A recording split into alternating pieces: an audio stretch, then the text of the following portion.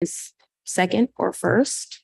And I'm just thinking about like the potential of disassociation with math, since we made the relationship between English and or literacy and numeracy. But so that's the first question. The second question is, what would it take? Like, is this the plan? You mentioned that if everyone made their stretch goals, that we'd get into the orange category. But, you know, per whatever statistics, it's unlikely that 100% would meet those stretch goals. And so I'm just wondering about what would it take to have everyone meet those stretch goals? And is this the plan that gets them there? Or is this the plan that gets them to the, I don't know if it was 30%, or what is that plan that gets 100%? If there is one. I'll take the first question and then I'll ask Karen to take the second question. Absolutely, we want our students on grade level benchmark year after year, TK, K, first, second, third. Why third grade is so important is that we know if students haven't learned to read using the structured literacy program by third grade, that they will continue to get farther and farther and farther behind. So we absolutely, that's like our end goal. They must absolutely be literate by third grade. Yeah, and I think I was asking, thank you for that, because I feel like then there's data around math in third grade being a critical point, right? And so that's what I'm saying, given the relationship between the two, then wouldn't we want to push it to second or first, given the influence on math?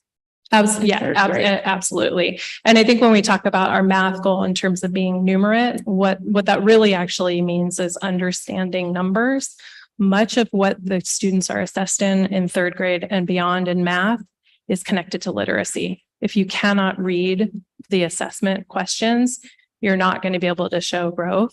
But if they have really clear number sense and the concept building before that by third grade, and they are literate by third grade, then when we start taking those third grade assessments, you're going to see that they're on grade level in math, if that makes sense. Mm-hmm.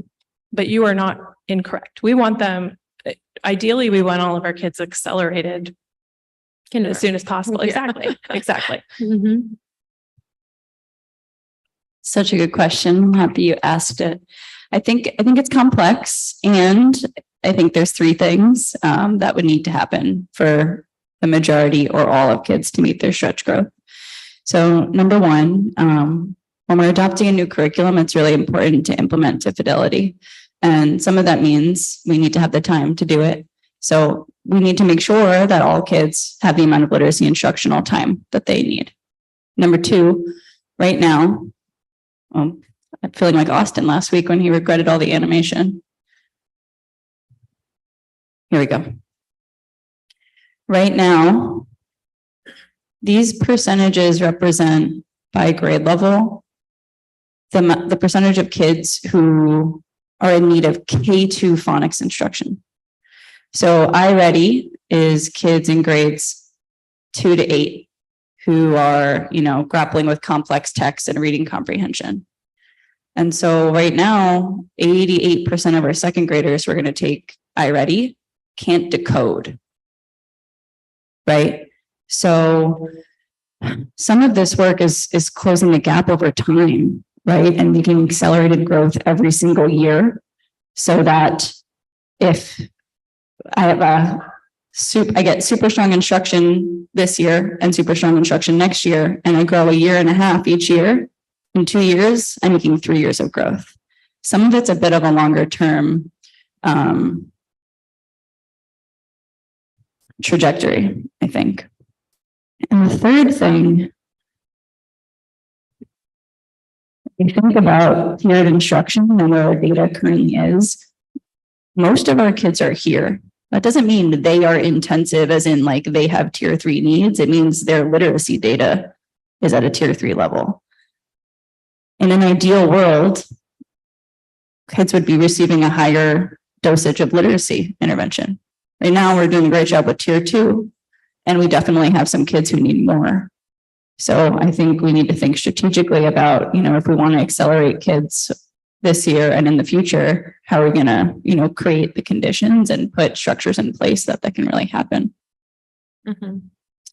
Thank you for that. And then I might have missed this, sorry, through the chair, at the last meeting because I was not here. So excuse me. But I'm wondering about where students are when they come in at the TK level or, kindergarten level. And I don't know if y'all discussed that because I'm just, wondering where that starting point is as students come in, right? Because I see that, I'm just wondering what the challenges are. And I know part of that is instruction, a part of that is assessment and all the things you've discussed here, but you're looking at this, so maybe this is explaining. Well, in all fairness to Trustee Shabomihane, last year was the first year we had the beginning of the year assessment across all our schools and to really be able to see comparative data across grade levels. And we did include our lower grade levels. So we do have that information.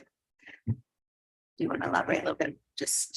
Yeah. So could you just explain for the kindergartners for me again? Yeah. So what you can see right now is this is beginning of the year data for kindergarten. Yep. And you can see that Los Robles, Ronald McNair, they are being assessed in Spanish, which is primary language for most of them. And you can see that I can't see the numbers very well. I don't have my glasses on, but it looks like 40-something% is kind of at the at or above coming in Spanish. But then if you look at Belhaven and Castaño, you can see that there are more and more students who are coming already not quite at the skill level that we would want them to be in terms of benchmark at this point in the year. Mm-hmm. That's kindergarten. Some of those students were here with us last year in TK, some of them weren't. It does, one of the things we'd like to do is go deeper and see which of those students were in TK with us last year, which we'll do. We just didn't have time for this board meeting. And for first grade, similar, you can see the students at Los Robles, Ronald McNair, again, being assessed in Spanish. This is where they are in terms of their benchmark. And then you can see Belhaven and Castaño being assessed in English. Many of these first graders were with us last year in kindergarten, and some may not have been.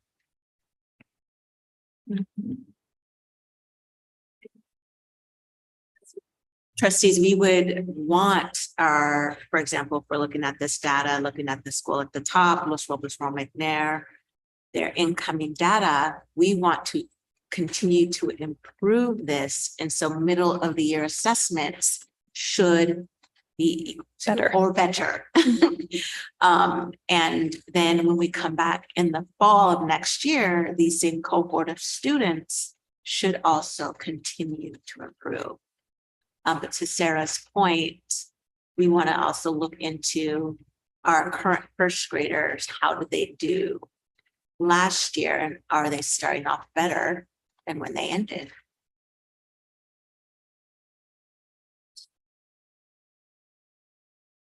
Our team here would say, and I think you would 100% agree, and I really appreciate how you coined this, Sarah and Karen, is that we cause learning and outcomes of students. We have control in in this explicit means of teaching reading.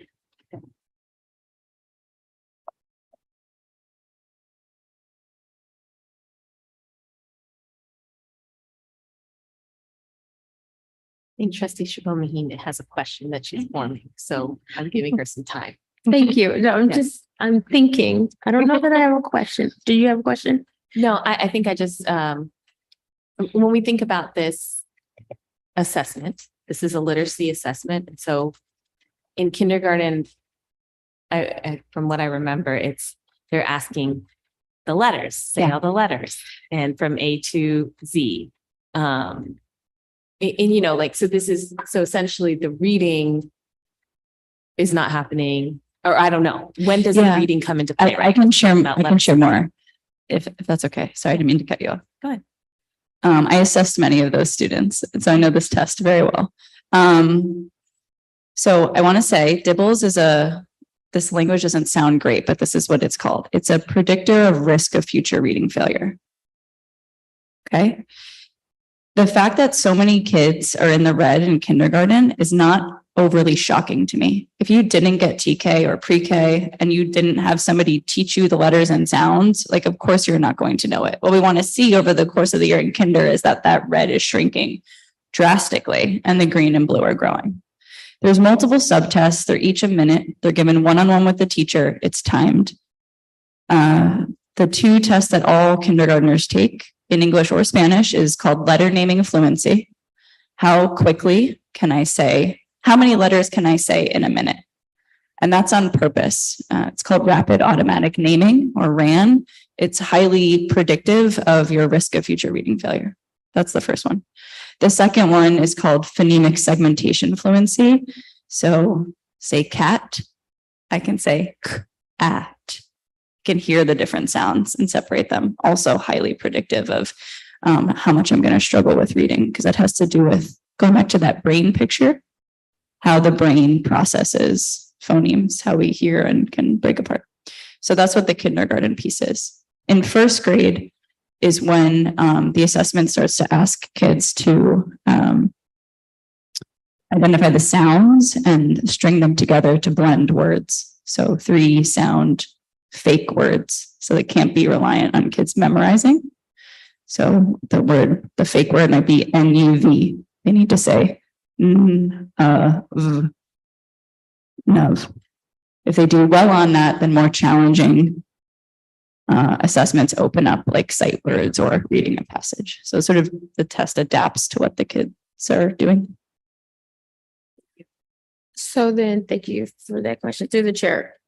If I'm understanding this correctly, the assessment is, at least for kindergarten, so I'm assuming is the same for the first grade. It's assessing what someone should know by the end. Because if we're starting from scratch with kindergartners, right, the expectation is that they don't, we're not expecting them to know letters and say, based on standards, say letters or whatever. So it's testing what you should know at the end of kindergarten. Is that the same for first grade? So the skill is the same, but the benchmark changes over the course of the year. So it's not this is not the end of kinder benchmark. Okay, because then it tells a different story for me then, if I'm knowing that again, let's just stay with kindergarten. Mhm. The expectation is it's blank. We're starting from this, the start, and then we're expected to take you Mhm. here to this next level. So, but this is telling me it's assessing something that we haven't taught yet. That's Because correct. it's It's the beginning of the baseline year. data. Mhm. And then when we give this again, Mhm. the expectation is that we would have taught this plus some. Yes, their speed should increase. Mhm. Okay. Is that the same for first grade? Yep. Okay, and so that repositions this data for me a bit. Mhm. Do you see like the difference now versus where I was reading it before?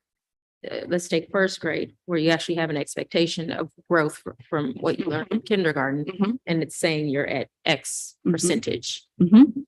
But some of that is where you're going to be later in the first grade year, because that's With a higher expectation. Yeah. But yes, you're Okay. absolutely right. Mhm. okay. Thank you.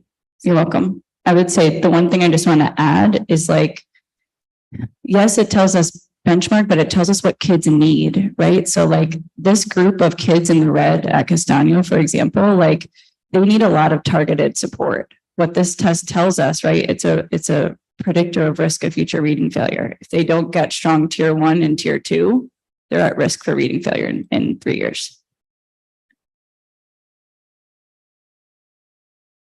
And we still expect to see the red decrease in the middle of the year data and the end of the year data. So even if the assessment is adaptive, right? And it's saying like, we're not testing the same data, like we're not giving them the same exact test in the beginning of the year in the second. I think that's what Trustee Shabomhi's question was, right? Like it's not the same test at each thing, like in the beginning, middle, and end. It's the same skill, but it's not like this. It wouldn't be the same sheet of letters. Right. Uh-huh. It's the same skill, But is it measured in the same way? The benchmark increases. The benchmark Uh-huh. increases. Okay, but even with the benchmark increasing, we should be seeing less red. Yes, absolutely. Yeah, no, this is good because I think where I was thinking before, when there was the silence through the chair, sorry. I was thinking about the things we should be doing before someone comes into the classroom. So that's where, when I was looking at kindergarten, I was like, what sort of initiatives do we need to be partnering with others, with families and organizations to get them ready for the classroom, which is still a thing. But now this just, like I said, it's recentered my thinking. And it's like, no, let's just stick with what we're supposed to do once they get to our doorstep. Right. And focus on the initiative, because these are things, it was assessing things that they're going to learn, that they're supposed to learn with us, not before they get to us, at least for kindergarten. Yeah, well, what I would say though is that once we can disaggregate this further and look at our kindergarten students and those who were with us in TK versus not, we might actually start to see the benefit of TK and how that is supporting. Because even though we're not teaching kindergarten curriculum in TK, but we are helping students start to be surrounded by letter names and sounds, literacy, intentional play. All of those things are really, really important for the brain. Sure. So that they can come into kindergarten and they can start accelerating. Absolutely. I 100% agree. Like I said, I still think we should be doing initiatives and partnering. But at the end of the day, sitting in this chair, my concern is, what are we doing once you're in our classroom? What are the things that we have in place that we make sure we get you to those standards and skill levels? Thank you. Thank you. Any other questions or comments? As I see none, thank you very much for the presentation and the data. Looking forward to continuing to work with you all as we continue to cause our students growth and learning. We will move on to item number 10, which is the direction to proceed with using general funds and bond funds to construct a new district office by Dr. Eager.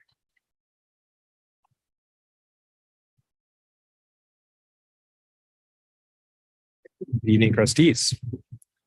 I'm very excited to present on this. In that it sort of reflects just a lot of progress that we've made in the last couple of years on our overall facilities master planning efforts. As everyone, I think at this point knows, maybe members of the public may not, now that we have entered into an option agreement and hopefully a ground lease with USA Properties for the development of affordable housing on this site, it does mean that we need to move out of 2120 Euclid. The plan that this board, I think, has been supportive of for some time now has been to move next to the district office, move the district office to the space next to the community hub over here. Part of the logic to this is that it further lowers the cost of the district office. I think I certainly feel this way, and I believe the board does as well. We would like to spend as little money as possible on a functioning but sort of adequate and acceptable district office for the district office or home office, with most of our investment going to schools. Even sort of planning for a relatively affordable district office, we're still looking at about $10 million to build space for the people who work here. I would note that this is significantly less than the $40 million in 2015 that the 2015 facilities master plan called for.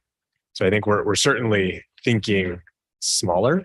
And I would note that if we were to invest $10 million, that would still be about 4% of the total investment that we're putting into our schools. So we're still definitely putting the vast majority, 95% plus of our money is going into schools. I want to talk about where we are and I think some of the ways forward we have to paying for this. I won't belabor the point here, but just wanted to highlight this is sort of part of a complex that has the community hub going in, the new 8-80 zone here, as discussed, but not necessarily finalized. We're going to need a little bit of a classroom barrier here to help provide a natural barrier between the community hub and the school site. We do think the district office could go here, and we have this space as flex space. over the last couple of years, I have been looking under pretty much every rock I can think of, open to more rocks to look under, to find ways to basically not pay for the district office. We've talked with the city about using the space as a library and putting the district office, in that complex. We've talked about trying to get donors to donate to this. We've talked about the community hub, which is still going to have the boardroom and will reduce the overall cost of the district office. We've talked about things that I think this board hasn't been overly excited about, but was an interesting option of building housing that accompanied the district office, where the housing would offset the cost of the district office. We've talked about partnering with other nonprofits to share office space and have sort of the collective group reduce the overall cost burden for the district. At this point, I'm not sure that we're going to get there. So I kind of wanted to ask the question of, well, if we were to pay for this ourselves, how might we go about doing this? And I've identified a couple of things that I think we can pull together, including drawing on philanthropy, to get to a $10 million total cost from this.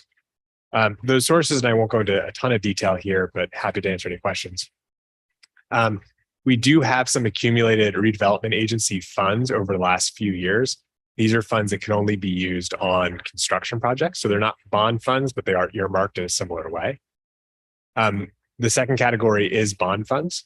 We are able to use bond funds from the most recently passed measure to cover the district office. That was one of the listed eligible uses in the bond book. The third is the solar panels that we've installed at each school. I actually just submitted over the weekend, the Inflation Reduction Act, the federal green energy investment bill, among other things, is actually going to reimburse us in part for those solar panels. So that loan we took out, a third of it's going to be paid back by the federal government, leaving us a $1 million one-time fund, which could be used for something like this. And I do think there's a possibility for philanthropy partnerships. I would highlight, and I won't go into, again, a ton of detail here, but this is just some of the projects that we have ongoing. Couple of numbers to highlight. I'm pleased to report, and this is still preliminary, but right now CCRMS remains on time, but is also coming in under budget, which is a pretty big win. Somewhat offset by the Magical Bridge project coming in over budget. We initially budgeted $0 for that. We are still going to get a good chunk of investment from outside sources, but the total cost is higher. Half of that money, though, is because there's no functioning site-wide drainage at the middle school. And there's never really been a functioning drainage system. Developing that is about $3 million. Happy to answer any questions. That's sort of a surprising fact that the other projects really aren't changing a ton, with the exception of Los Robles. That is changing slightly, mainly because we're investing in a NPR. Yeah. Through the chair. I'm sorry. Can you just explain? And I know there's so many details all the time. See things, you forget things. So excuse me. The plus 5.5, the Magical Bridge project. Yeah. Can you double? Yeah. So I mentioned a site map to show. I don't know that I do. No, sorry. The north west corner of CCRMS, where the fields are currently, there's some trees. If you sort of went to the back of the school past the tennis courts, currently the basketball courts, back there, when it rains, it turns into mud. And the reason for that is there's nowhere for storm water to go. So it just sits there. Oftentimes that's fine. We don't actually run a lot of sports programs back there in the winter when it's raining the most. But the problem is if you want to do something back there, we need water. We need places for water to go. And so in developing sort of a site-wide drainage plan, we realized we need to do some pretty extensive work there, including some actual underground retention work. So we'll actually treat and deal with a lot of our own stormwater on site, but that's a fairly significant cost. The other portion of this cost is the initial Magical Bridge budget was $10 million with the hope of it being completely externally funded. Mm-hmm. The fundraising efforts there have fallen short, but about $2.5 million short. So we're still getting it's also a little more expensive than we initially anticipated, but we're still getting maybe a $12 million project for about $2.5 million. So I'm lumping them together here because they are somewhat related. the development of fields back there, tennis courts back there, basketball courts back there, places to sit, courtyards, necessitates that hardscape necessitates some underwater storage and stormwater systems.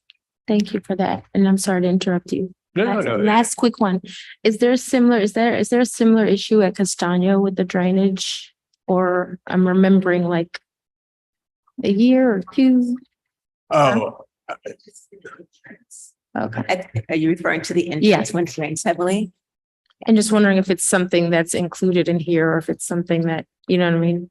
Is a that's an projected. interesting question. We've done relatively little work at Castano. I'd have to look into that more. I do believe that where the front flooding issue occurs is actually city property. And so it's a city stormwater drainage system that does back up, I think, in part due to proximity to the bay. So they often run like a big truck with a vacuum cleaner that basically sucks the water up instead of clearing the drains through. Through the chair, that's also a similar issue that we have at CCRMS in the entranceway into the school. We've Yeah.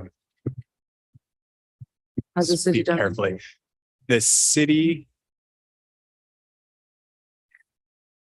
we have taken action directly to remedy that issue. Don't really, Thank you. I'm happy to say more, maybe in a different context, Yeah. but I believe that we've addressed that issue. Thank you. Okay, so we're on Bellhaven. I'm sorry, and most Bellhaven and Casino, just note, are on track. Okay. The Los Robles project, we are anticipating coming in a little bit under budget, in part because we're not as focused on the MPR and because we're accelerating the timeline. You'll remember that the Los Robles project was initially contemplated being done at the end of all of this work after Casino. Moving it earlier saves a pretty significant amount of money, several $1 million probably, just by avoiding construction inflation. So I know that's why we've talked about sort of that hustle that we have, and that's partially why we just get more bang for our buck. And so there are some savings from what we thought there. So when you add it all up, I think it's worth highlighting that the $4 million of bond funds here is not a large share of the total cost, but a relevant one. I'd also highlight we are sort of pursuing as best we can state funds. This number may be high. I think it really depends on what the terms of a state bond were, but that could hopefully put back on the table. Trustee Lato, I believe, has mentioned that a focus on gyms is something we need to do. Maybe not immediately. I know there's a focus we need to do on classrooms, but down the road, we do need to do better work on our gyms beyond the community hub gym, beyond the Bellhaven gym. But how are we thinking about the Castano gym, the CCRMS gym, and the Los Robles gym? So something that I think is definitely not lost, but just not priority A here. But this slide is really meant more to highlight, I think, that the district office, if we were to contribute bond funds to it, would not necessarily displace major investment in schools. So a couple of options I'd highlight, and then there's one thing I'm gonna, or two things I'll voice over in addition to this that aren't necessarily written here. A couple of options we could pay for it directly, 100%. We could pay for half of it, or we could pay for none of it, which is kind of the initial plan. I would say plan 3. The only way I see plan 3 working is through a housing partnership. I would say that over the last 4 months, I have kicked the tires on trying to find a housing developer who wants to put the district office on the ground floor and do 3 stories above that of housing. I don't know that that's going to pencil out and that there's a developer that wants to do that deal. I'm not sure I have 3 votes at the board, frankly, for that deal either, should that deal come forward. So I don't know how realistic a totally free district office is at this point. The second option, I think it depends on what kind of roommates we can get together.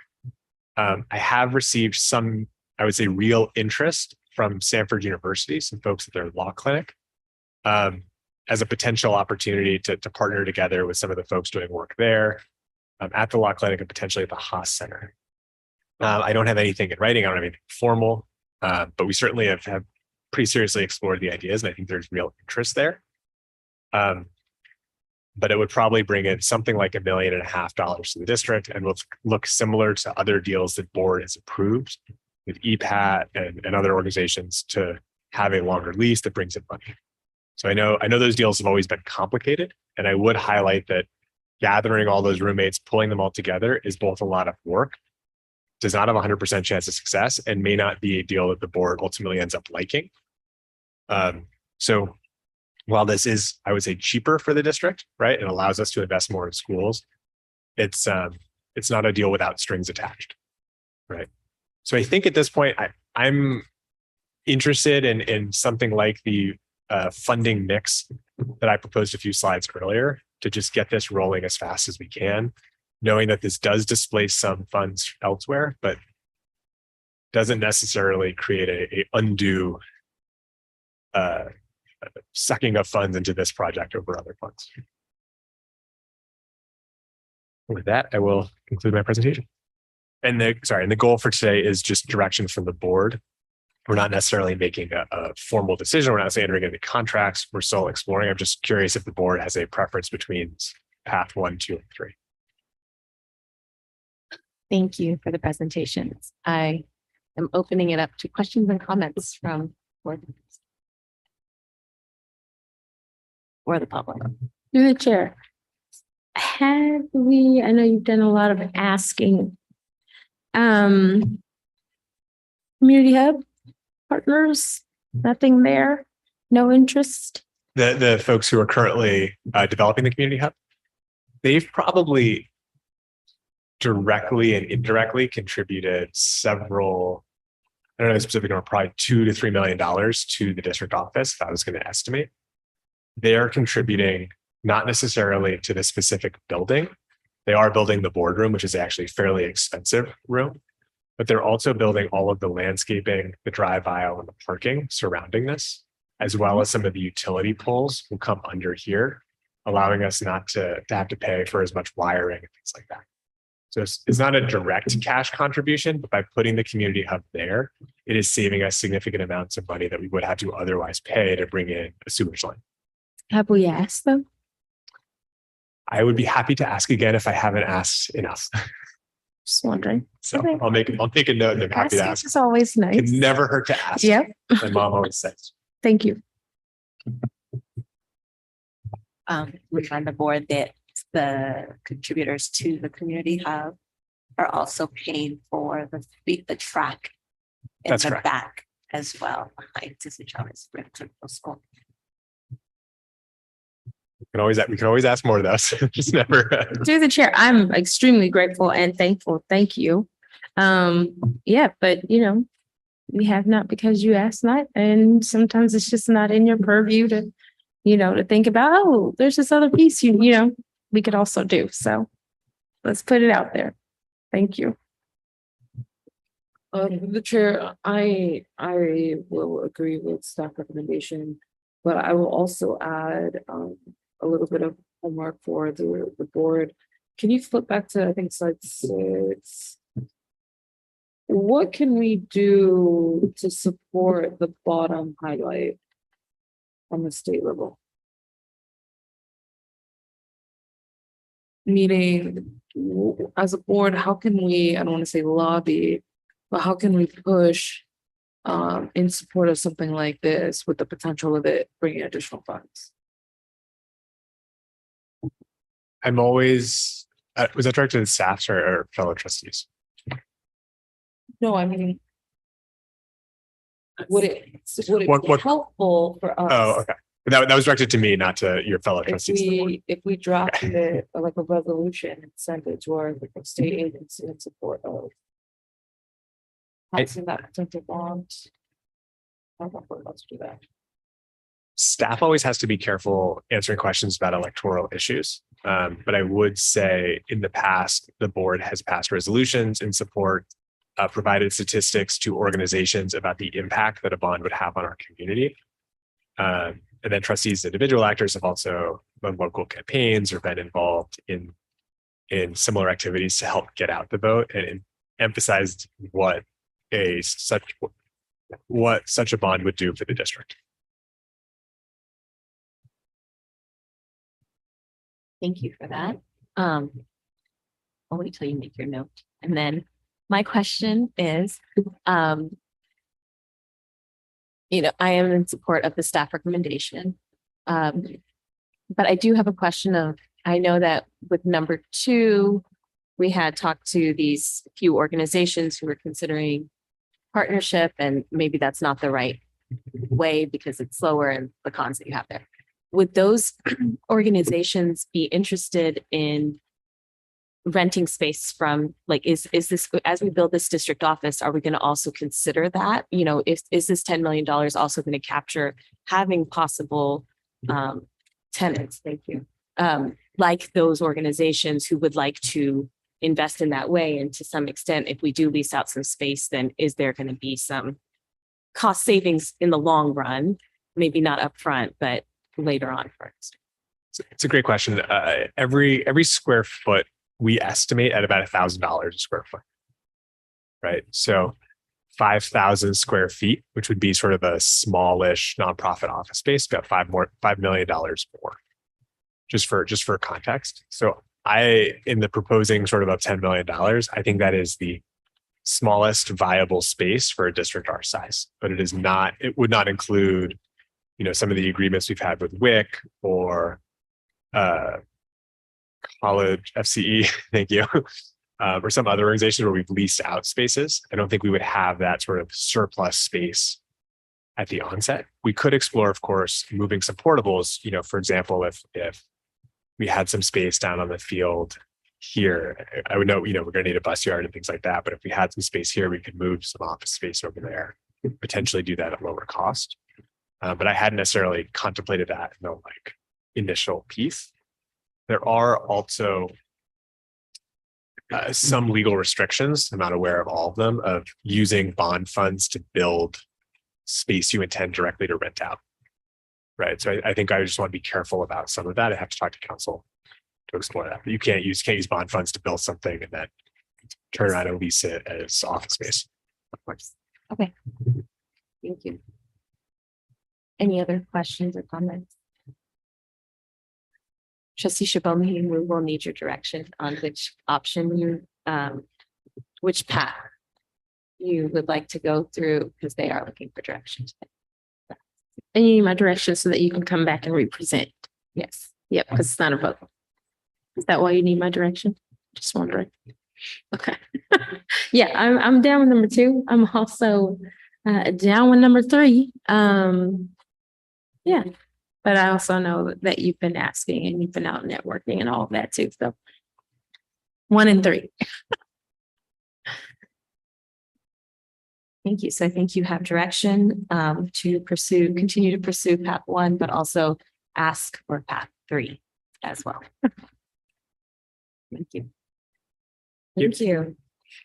I'm going to move on to item number 11, which is the consideration to approve resolution to determine that Bellhaven is exempt from California from CEQA. A lot of folks don't necessarily know this, or good evening, trustees. A lot of folks don't necessarily know this, but school districts are actually what's called a creature of the state in their legal status, which means that we are basically state agencies. This board is acting on behalf of the state. As part of that, one of the many privileges of that is this board is able to make determinations that certain state rules do not apply to the district. One of those is the California Environmental Quality Act, better known as CEQA. This project, because it is not increasing the total amount of space on the campus, is therefore eligible for a CEQA exemption. And so there is no, should this board so determine, there's no net impact of this project on the environmental quality here in the great state of California. Should the board not determine that this is the case, there's a lot more environmental work that we would need to do, investigation reports, consultants, and the like, in order to proceed with this project. So there are some pretty significant savings, both time and direct cost, by passing this resolution. Thank you. Any questions or comments? I will entertain a motion to approve item number 11. Through the chair, I move to approve item number 11. Do I have a second? I'll second. Whereas the Ravenswood City School District has developed the Bellhaven Elementary School project, which includes the following. Whereas the project will be located on 415 Abbey Drive, so on and so forth. All in favor, please say aye. Aye. All opposed? Motion carries 3-0. Thank you. We'll move on to item number 12, which is presentation of and board direction on the ground lease with the Ravenswood Family Health Clinic. Good evening again. We got direction from the board to exclusively negotiate based on public feedback to identify a space at Bellhaven as a possible health clinic. This was, I think in about June or so. We've been working with Ravenswood Family Health Network, the result of a competitive request for proposals for developing this site. I'm pleased to report that I think this is a promising ground lease. So just as a reminder, this is the location we're talking about. This is where the temporary school is right now. This is the location of the permanent school, the new gym, the fields, and so on. The shared clinic would be up here, and it would have access to the shared parking lot here. Just want to go through some of the key terms of this. The board is not voting on this tonight. We are just presenting the draft of the ground lease, which we were able to share with our facilities subcommittee a couple weeks ago. Just a couple of things to highlight. It is a health clinic. It is meant to provide healthcare for our students, but also some members of the community. We detail what some of those services might be. It also includes dental service, preventative and restorative dental services, which is very exciting. Many of our currently students who are at all 5 and students who are at the primary school are actually taking advantage of this already. So this is some exciting things. And there's a couple of other services I think are important, but I won't go through here. Things to highlight about the agreement, and I think this is probably the agreement that the board may be most excited about in terms of its length in certain aspects. So this is a 10-year term. Extensions are based on mutual agreement. That is, the board and the health clinic would both have to agree to extend. So this is significantly short for a person building on our land and paying to build on our land. The reason for that is instead of actually building something permanent, they're proposing to rent modular spaces. What that means is if this agreement comes to an end, the end of the initial period, they would bring in somebody to come pick up those modulars and take them out of there, therefore giving us back the space kind of as it is today. Which if we needed to say add more spaces at Bellhaven, this would be a very logical space to do that. So this gives us really, I think, maximum future flexibility, which I just know has been a massive priority for this board. Rents and rent credits. So the idea here is that they would pay a base rent. At the same time, they would also be providing direct services to our students. As long as those direct services to Ravenswood students exceeded the rent, they wouldn't pay rent in that year. Should rent not exceed, right? They would then pay the differential in terms of their rent. Everything else is, I would say, fairly traditional, similar to some of our other agreements. They're responsible for pretty much all aspects of the space, taxes, utilities, maintenance, you name it. We have the same list of banned activities that we've included in other leases. They do have to keep the same mission as a health clinic. They can't change it, do something else. We are obviously ways away from a bunch of different things. So should the board give direction to proceed with this, and then should the board at the next board meeting approve the ground lease, then we would enter into the diligence and design period where the board would then have to also approve the design for the space. So there's a couple more sort of board approval points beyond the ground lease.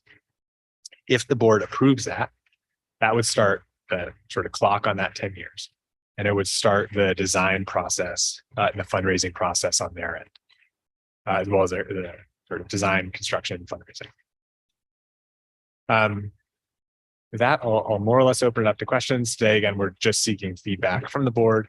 If the board gives direction, we'll bring the final version to the board for your approval on 11/9, I believe. Thank you. Any questions or comments from the board? Through the chair, I heard that it's very responsive things. I heard that their executive director might be retiring in the upcoming years. Will you be affected by a change of leadership with this project? I don't think so. I think Louise has been very open about her transition plan. I think it's actually the end of this year. She is, I understand it, is staying on as a facilities director. So working through this and several other projects they have in the area. I believe it's a pretty smooth transition. They've already identified their next CEO, Graylin. He's been attending all of the meetings that I've been having with Louisa. So I've been basically negotiating with the two of them directly.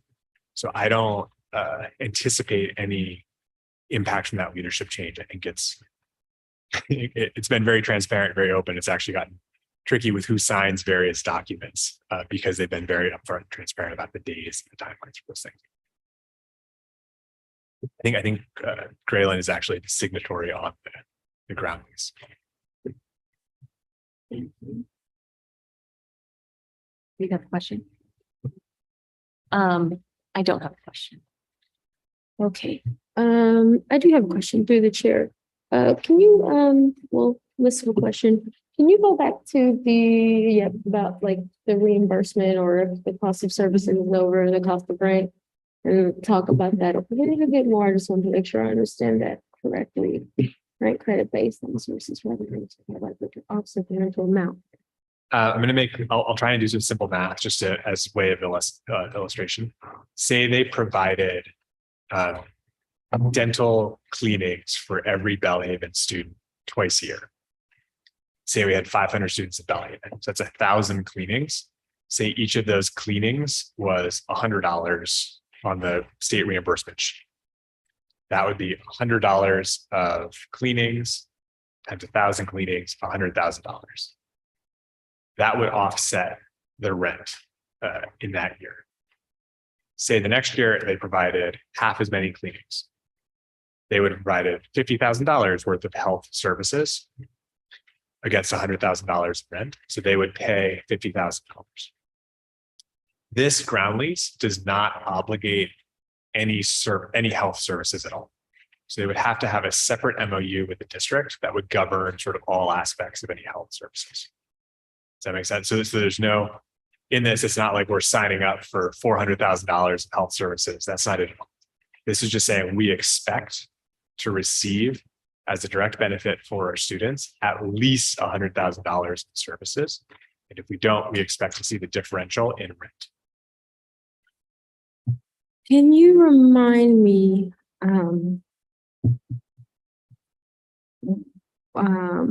what the intention is around this partnership? There's a couple of, and just the by way of the history for this, maybe even have the photos of this. The board may remember this slide from earlier in the year where I think the board authorized us to go into exclusive negotiations. We were exploring a couple of different things. We were exploring a field, a health clinic, parking lot, and overwhelmingly the feedback we got supported the notion of a health clinic here.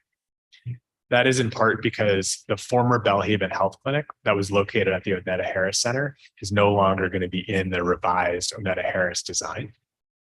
So there is I think a desire in the broader Belhaven community for a replacement health center. There's currently no location for it.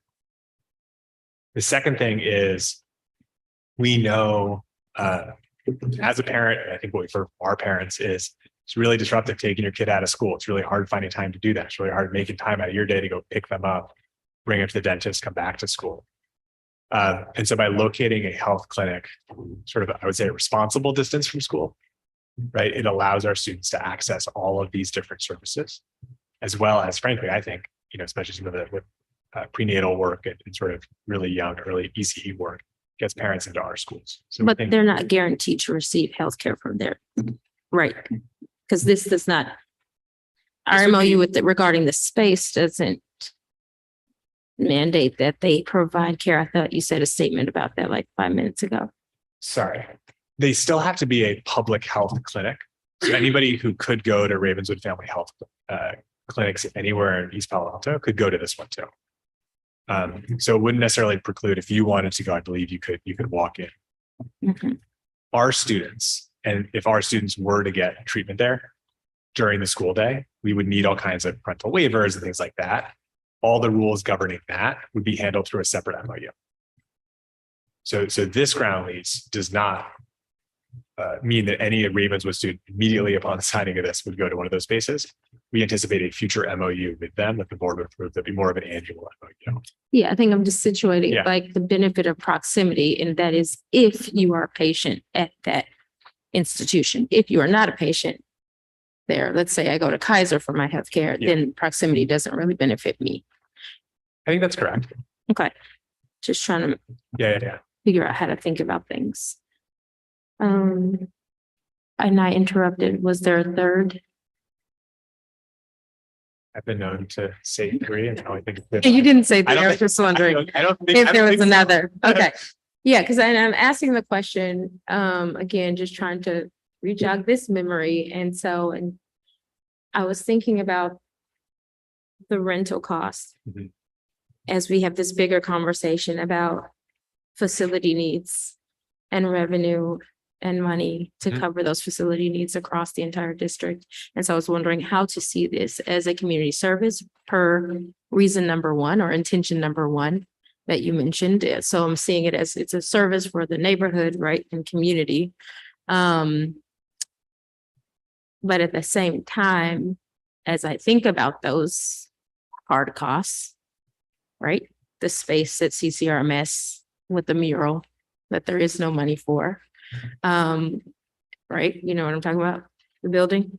Mhm. Uh-huh. The gym. Along Yeah. with the office space and other needs. I'm just again thinking about how to be prioritizing that as a district. Even though the district is a community agency, right, per the state. So yeah, that's why I had to go back to the intention. I agree with you, and I think you've always been very consistent in that belief in that goal. One thing I didn't say that one thing that's somewhat nice about this space is if we weren't to put the health clinic there, we'd have to invest some money in that space. And so even though it's not,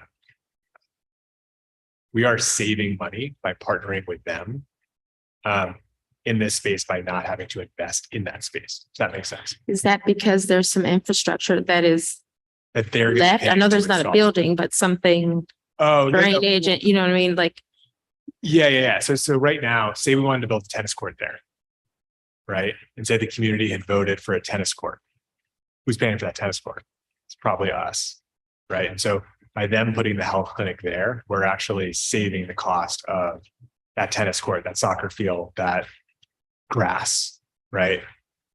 They're maintaining that fence line, so we're actually saving a little bit of money through this, and we're asking them to chip in for a portion of the parking lot cost here.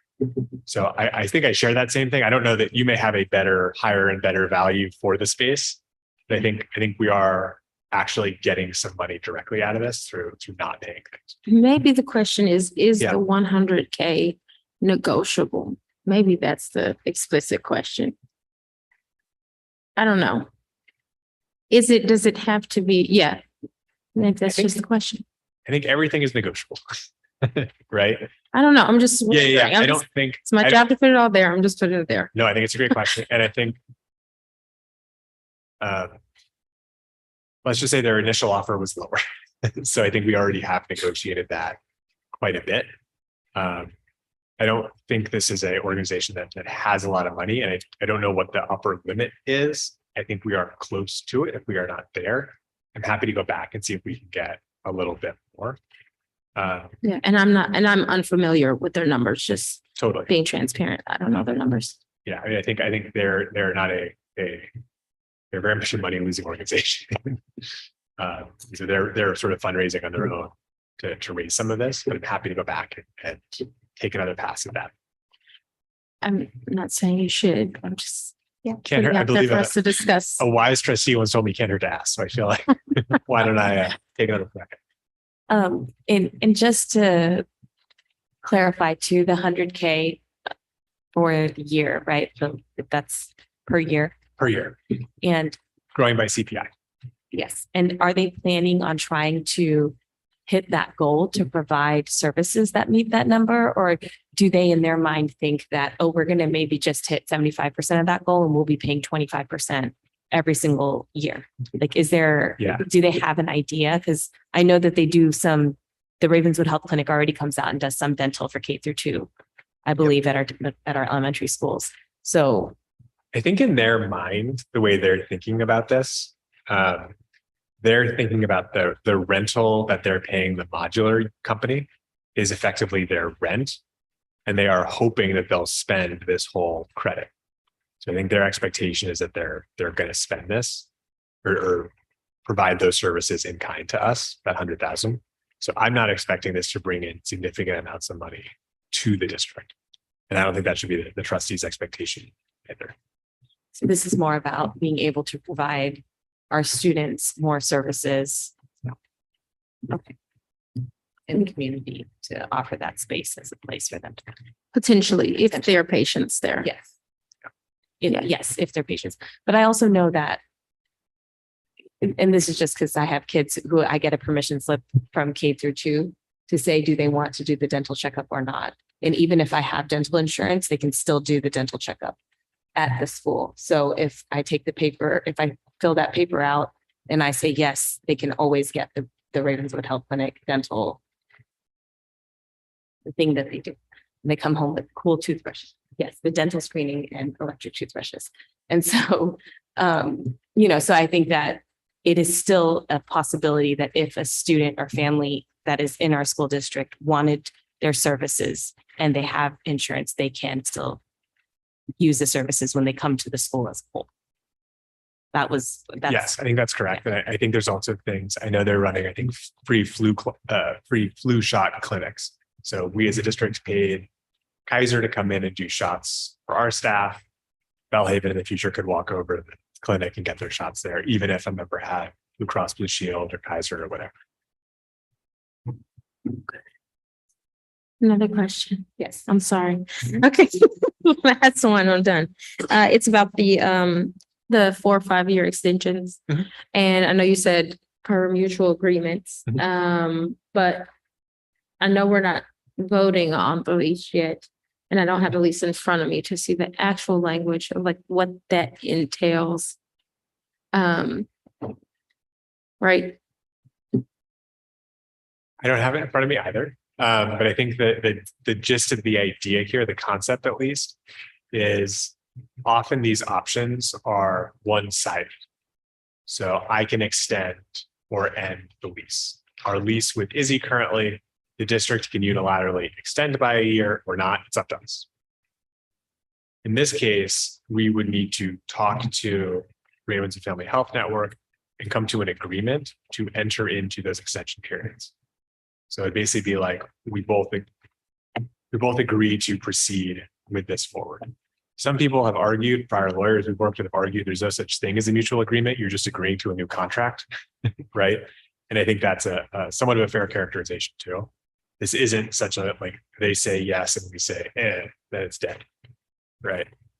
Yeah, I think I'm wondering about the numbers, why there are 4, 5 year versus 10, and then we come back to negotiate again, or versus 2 5 years. So I think that's what I'm wondering about the explicit language in the lease. I think it's as initial as a 10-year term, and then after 10 years, No, I get that. I understand that. but then after that, you wonder why it's 5-5. Exactly. Okay. Versus, you know what I'm saying? If it's We can essentially, we can choose to extend. yeah, if it's essentially based on this language, like it's a new consideration, right? So it's like, okay, so then what's the meaning behind the numbers?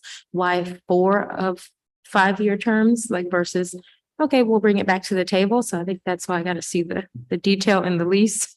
I don't think, But yeah, and I wouldn't say that there's like a magic secret sauce between if this was 5 4-year extensions or 3. What I think part of the logic here is the presumption is that this agreement would be working, and doing mutual agreements, kind of like we've done with cities at various points, just allows it to more easily renew, as opposed to renegotiating a whole contract, which is often takes more time. Yeah. So it's convenience if the board at the time wanted to like actively renegotiate it. It's usually not hard. You just say, we're not going to renew. Let's renegotiate, or we're not going to renew until these conditions are changed or met. Yeah, and I know the lease is online with the agenda, but I didn't look at that part. So, yep, thank you. Thank you. Any other questions or comments? Okay, so you're looking for direction to continue to proceed with negotiating the lease for this area. My direction is to continue, and I will look to the other two trustees to get their direction.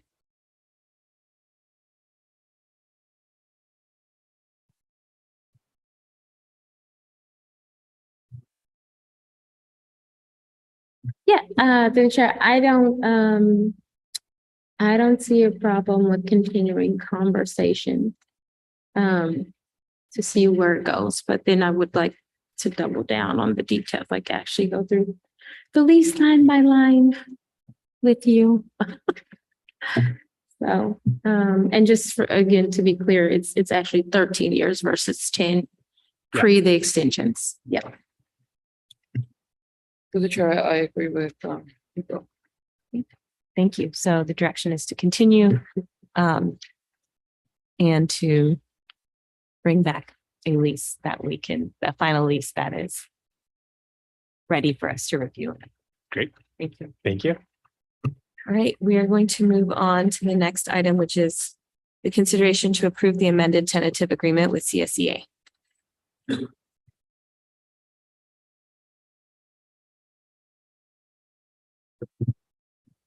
Good evening, trustees. The item that I have in front of you tonight is for your approval for the amended tentative agreement with our CSEA union partners. If approved, this agreement would be for a total of 7.8% to last year 22-23 salary schedule. And this increase is in line with the increase that was previously approved for our RTA union partners. Thank you. Any questions or comments from the board? Great. Thank you for the work that you've done, but I will entertain a motion right now to approve the amended tentative agreement with CSEA. Through the chair, I move to approve item number 13, the amended tentative agreement with CSEA. Do I have a second?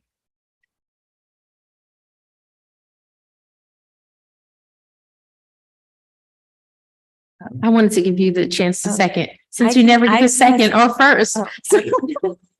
So I second. Yes, okay. Oh. I don't even know what I'm supposed to say next now. Okay, you can second. All approved, please say aye. Aye. Opposed? All right, motion carries 3-0. Thank you, Joan, and for all the work that you do to continue to negotiate these contracts, and the whole staff team that is involved, and CSEA reps that also are involved in negotiating this. We really appreciate the work that you've done, and we love the team and the people that work for our kids and for us. So thank you. All right, I'm going to move on to item number 14, which is board reports.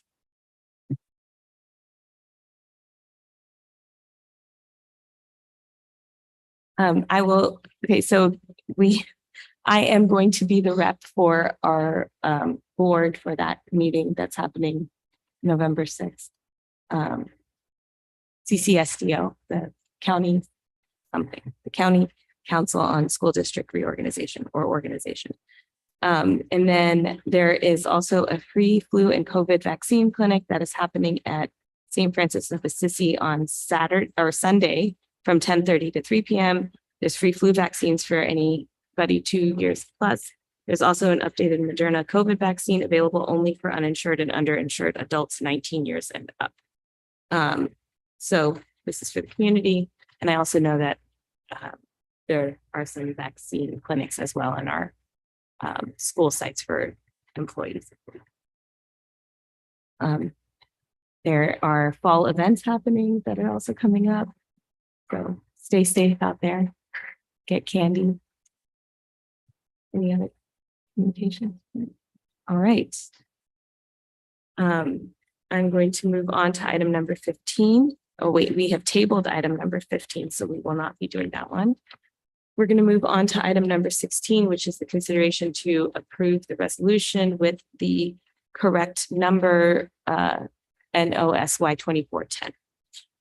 Through the chair, oh, Go ahead. I will entertain a motion to approve. through the chair, I move to approve item SY 2410 for Vice President Laura Nunez and trustee Samuel Gavetta. A second.